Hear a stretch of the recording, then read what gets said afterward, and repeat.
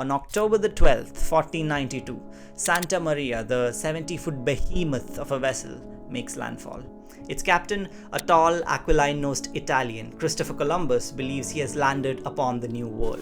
But what he didn't realize is that he was almost 10,000 miles off course, and he was, in fact, in the Bahamas. You see, Columbus, despite being one of the most skilled sailors of the time, was using a map made by the ancient Greek-Egyptian cartographer Ptolemy. And the Ptolemaic map had the size of the continents and the oceans wildly wrong, because the more he speculated about the lands and the oceans that he knew nothing about, the more inaccurate his map had become. In other words, exploring the intricate geography of the world requires a map which retains its accuracy even when scaled.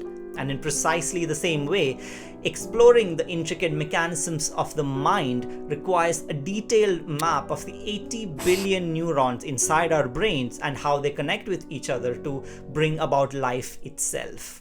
Just like how the Earth is made up of vast oceans and sprawling continents, our brain is made up of two fundamental types of tissues, white matter and grey matter.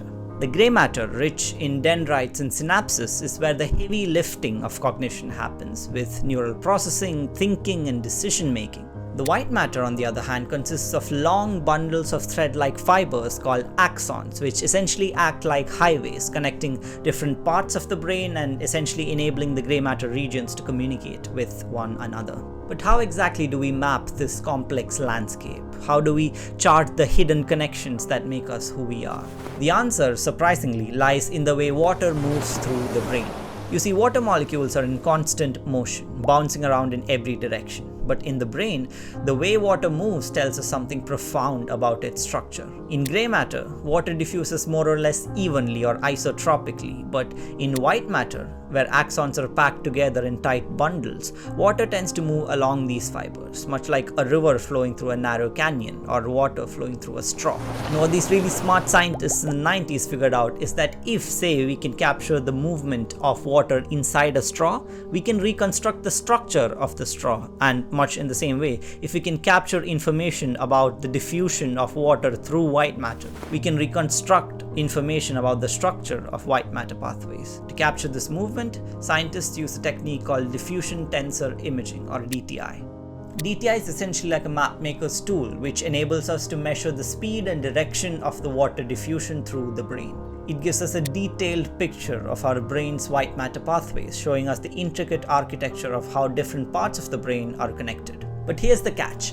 DTI assumes that water moves through the brain along a more or less straightforward path, like a well-behaved traveler along a smooth road. But the brain is far from a simple grid of highways. It's a dense, tangled spiderweb, and water doesn't always follow a straightforward path. To capture this complexity, scientists turn to a technique called diffusion kurtosis imaging, or DKI. While DTI excels at mapping the overall direction and coherence of water movement, DKI goes a step further by capturing the deviations from this linearity, or the non-Gaussian diffusion of water, the twists, the turns, and the irregularities. But it's important to note that DKI isn't necessarily better than DTI, or rather, it's used complementarily to study different aspects of brain microstructure. Where diffusion tensor imaging provides a clear directional map of our brain's connectivity or microstructural integrity, diffusion kurtosis imaging offers additional insights into our brain's complexity and the microstructural heterogeneity of the same tissues. So just as Columbus needed a more accurate map to truly understand the world he was exploring, we need diffusion imaging to navigate the complex and often chaotic landscape of the human brain.